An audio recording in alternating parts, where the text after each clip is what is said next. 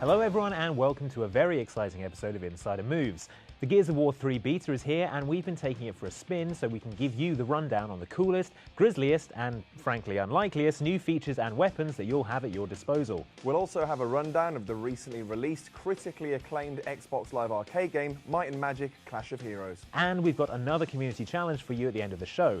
A community challenge with fatal consequences. For this guy, not you, you'll be fine. Now, Gears of War is back with a bang, the sort of bang a shotgun makes as it blows you into a neat pile of limbs and regrets about joining the cogs instead of becoming an architect like you always wanted. Right, it's packed with new stuff, but at the same time it feels comfortably familiar, the way a Gears game should. Responsive, satisfying, and, of course, astonishingly violent. But today, we're focusing on the new, the major changes, new features and subtle tweaks that make the Gears of War 3 beta an education for even long-term fans.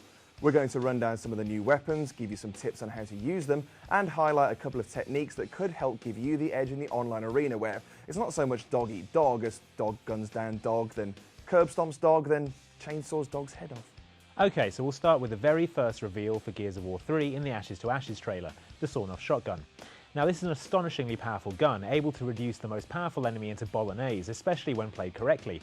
You have to think of the sawn-off shotgun as a melee weapon to get the most out of it. Its range really is that short. But to compensate, its range of fire is extremely wide.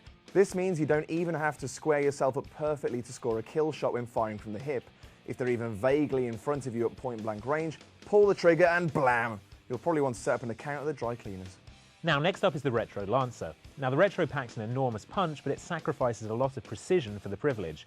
It really shines though in mid to close range encounters, which makes it great for putting down charging opponents hoping to close in for the shotgun kill. The other great thing about the Retro Lancer is its bayonet execution. It does take a couple of seconds to build up enough speed though, so you can't just charge a few feet and land the kill. Now, of all the new weapons on offer in the Gears of War 3 beta, one of the most interesting has got to be the Digger Launcher, for the wonderful reason that it's essentially an anti-camping tool. When you fire it, it burrows underground before popping up and exploding in the face of the first enemy it finds. It's not lightning fast though. You have to plan your shots and really think about where and when you're using it. Great for campers, much harder to hit people moving across open ground. Now, the one-shot is also on display in the beta, and its name rather handily sums up its ability, killing things in one shot. Oh God, I'm so glad that it decided to phase out the 42 shot. Yeah, that gun was terrible. Downside to the one-shot is that it takes a moment to charge each shot, but when it connects, man alive, that man's not alive. Now here's a little heads up about a great new ability, not a weapon or anything, just an ability, and it's called the Mantle Kick. Now if you vault over an object with an enemy on the other side, you'll knock them back, briefly stunning them. If you're quick enough on the trigger, you'll be guaranteed a kill with either shotgun. Another thing to keep in mind is TACCOM, activated by pressing the left bumper. We find this most useful for highlighting power weapon locations until you know the maps really well. Speaking of maps, the ones you'll be playing are the four seen throughout this segment: Old Town, Trench, Checkout,